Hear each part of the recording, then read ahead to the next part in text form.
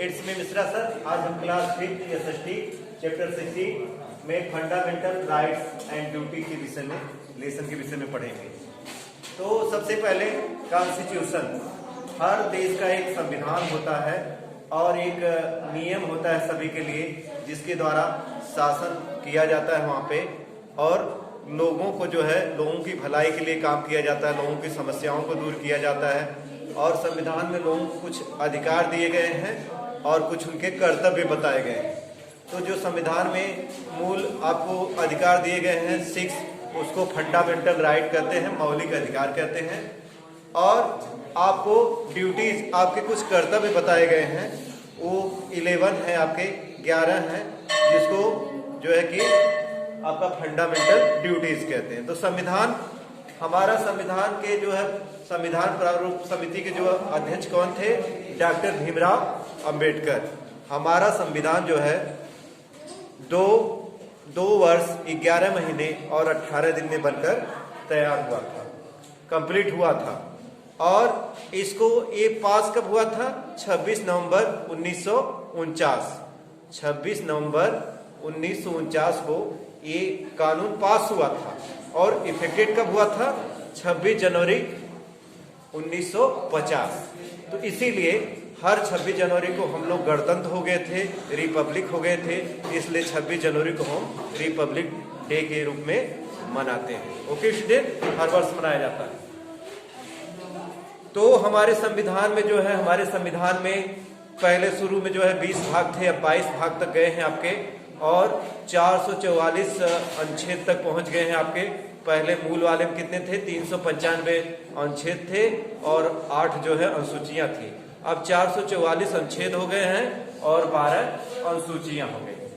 Okay student, तो भाग पहला, दूसरा पहला राज्यों के बारे में, नागरिकता के बारे में है। फिर भाग 3 जो है, भाग 3 और भाग 4 जो है, इसमें आपके मौलिक अधिकार जो है और मौलिक कर्तव्य के विषय में बताया गया है। और इसमें नीति निर्देशक तथ्यों के बाद, तो मौलिक मूल अधिकार हमारे कहाँ से संविधान में लिए गए हैं? ये अमेरिका देश USA से लिया गया है।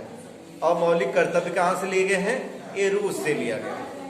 ओके स्टूडेंट, और नीति निर्देशक तत्व कहाँ से लिया गया है?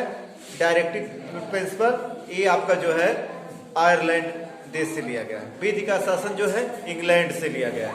ओके स्टूडेंट, तो आपको पता चल गया। और इस जो है ये संविधान में कोई भी किसी चीज का, अगर कोई भी कहीं भी किसी के अधिकार का हनन हो रहा है या उसका नुकसान हो रहा है, तो उसका सुरक्षा कौन करता है? सुप्रीम कोर्ट, भारत का सर्वोच्च न्यायालय।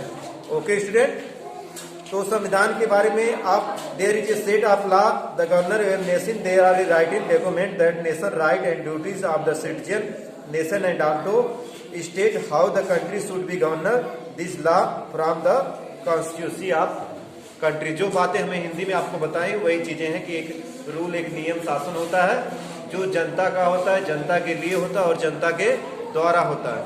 ये कौन कहा था? ये अमेरिका के राष्ट्रपति अब्राहम लिंकन बोले थे इसको। ओके स्टूडेंट, अब दूसरी बात है आपका फंडामेंटल राइट्स।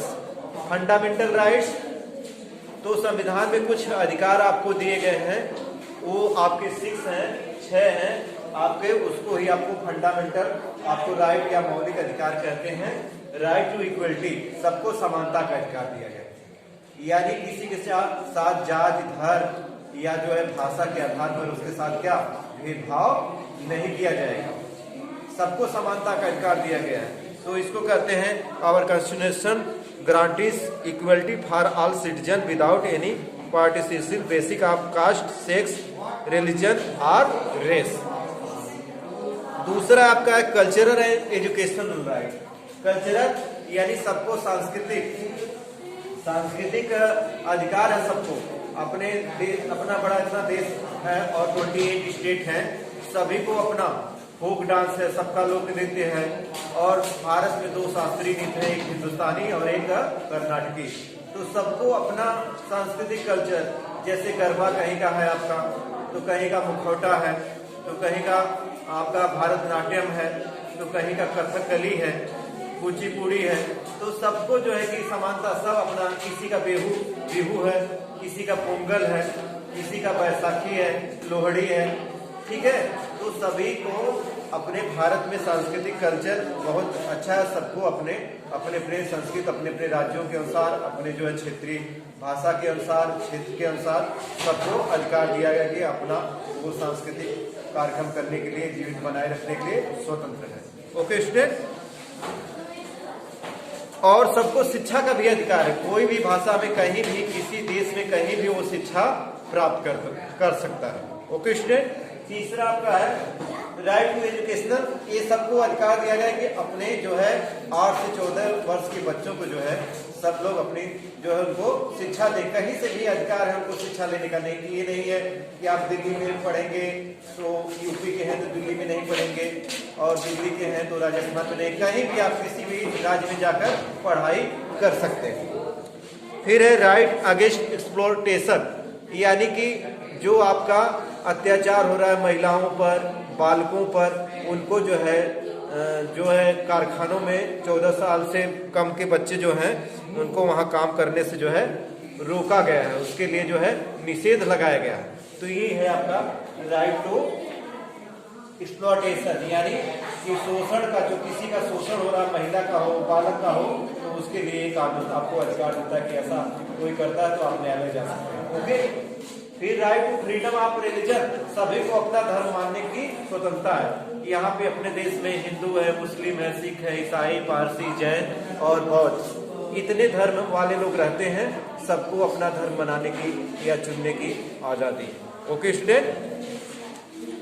फिर राइट टू फ्रीडम, सबको स्वतंत्रता है कहीं आने की, जाने की, अपना व्यवसाय करने की, अपने अनुसार रहने की, कोई बात अपनी रखने की, सबको क्या है, स्वतंत्रता है। Right to freedom. फिर राइट टू कॉन्स्टिट्यूशनल रेमेडीज, इसका मतलब है संवैधानिक उपचारों का अधिकार, यानी कोई भी संविधान में आपको कोई भी छूट मिली, अगर उसका कोई भी हनन हो रहा है, नुकसान हो रहा है, तो आप सुप्रीम कोर्ट जाकर उसके लिए न्यायालय के न्याय मांग सकते हैं। Okay student.